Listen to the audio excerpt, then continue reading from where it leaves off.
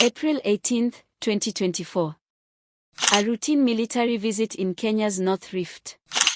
Minutes after takeoff, a Kenya Defense Forces helicopter went down. On board, Francis Ogolla, Kenya's Chief of Defense Forces.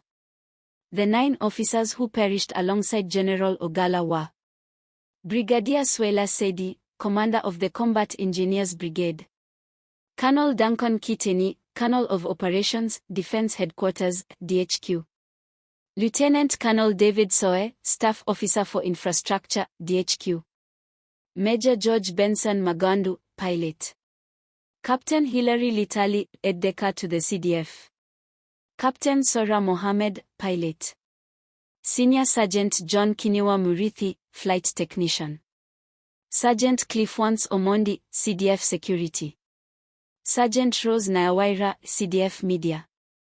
The 2 survivors were Colonel Kasein Ol Kuruta, Staff Officer, DHQ, and Corporal Frankfurt Karanja Mogaya, CDF Media. The aircraft involved was a Bell UH-1H-2 helicopter, a modernized version of the well-known Huey. It's widely used in military operations, especially in difficult terrain. General Ogolla was visiting troops under Operation Malaiza Uhalifu, a mission focused on restoring security in bandit-prone areas. The flight itself was part of a broader inspection tour, according to the official military investigation. Shortly after takeoff, the helicopter experienced a technical problem.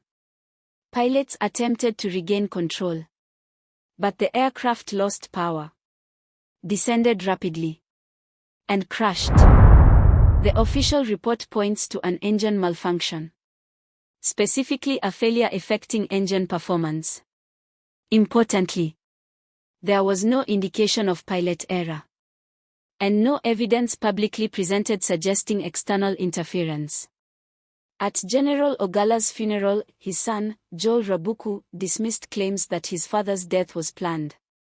He clarified that the president and the then Deputy President Rigathi Gachagua had formed a positive relationship with General Ogolla, and there was no animosity between them.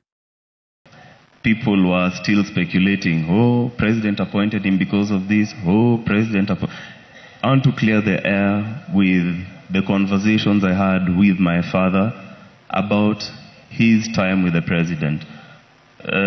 He didn't really divulge any national security issues, but generally I feel it's important to first of all clear the air. The President didn't have to appoint him first of all, and initially he saw his competencies and decided that this is the man for the job.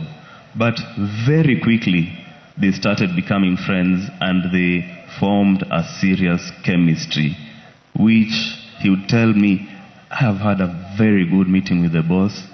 Tell me what it is. And it's not the president alone, the deputy president as well. Joel also noted that President Ruto had not been compelled to appoint his father because his position was secured purely based on competence, even with a clear technical explanation. Incidents like this often raise broader questions, not about blame, but about systems.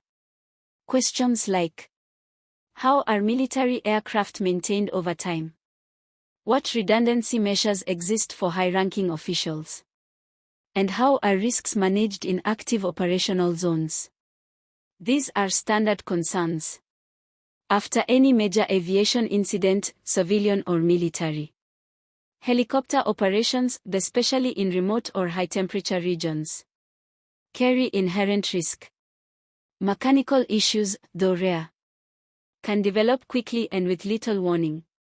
That's why investigations focus heavily on maintenance records, flight data, environmental conditions. The loss of General Ogolla was deeply felt across the country. Tributes poured in from government leadership, military personnel, and international partners. The incident also prompted renewed attention on aviation safety, operational protocols, and protection of senior officials during field missions. In the end, The investigation points to a tragic reality. A mechanical failure. In a moment where recovery was not possible. No conflict. No confirmed external cause. Just a sudden loss of a senior military leader in the line of duty.